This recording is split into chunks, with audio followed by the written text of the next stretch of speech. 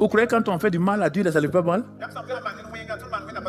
Quand Jésus était crucifié, regarde, crucifié pour nos péchés, alors qu'il est innocent, il est amour. Son père est amour. Ils ont dit de venir montrer l'amour aux hommes. Et l'exemple de l'amour aux hommes, c'est sa crucifixion. Un innocent qui paye pour les méchants. Un innocent qui prend la place des innocents. Et en plein jour, il est séparé de son père. Il y a l'obscurité. Les anges ont donné d'eau. Le Père a fermé le ciel. En plein jour, il est séparé de tout le monde. Il est seul. Personne n'est autour de lui. C'est en ce moment qu'il décide, malgré nos péchés qui étaient sur lui, nos malédictions. Il était comme un monstre, dit la Bible. Il était défiguré. Il était seul.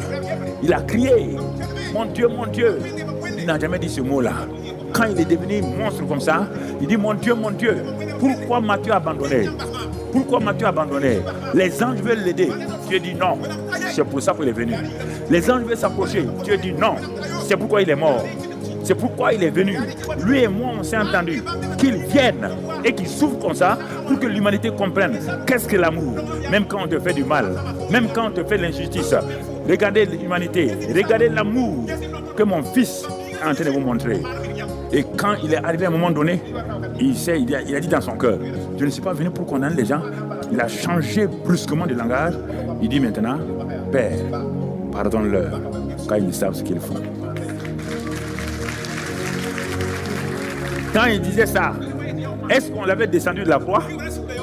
Est-ce qu'on l'avait soigné? Il avait toujours des douleurs, non? Quand il disait, pardonne-leur, car ils savent ce qu'ils font, il souffrait toujours. Alors, toi, tu veux qu'on vienne te demander pardon quand la personne s'est humiliée, roulée à terre, et la Bible dit un homme et une femme qui font des histoires, qui ne se pardonnent pas, qui dorment. Écoutez-moi, je vous ai dit ça, vous me croyez, qui dorment sur leur colère là, sans se repentir. Dieu dit, la nuit là, il vient d'ouvrir la porte au voleur. Quel voleur? Satan. Et il rentre. Et le lendemain, quand vous levez, vous avez des problèmes. Et si vous continuez à ne pas vous pardonner, comme mes filles là, ton mari t'a fait quelque chose, il faut 3 jours avant de pardonner. Quand il te dit, hé, Minata, donne-moi ça.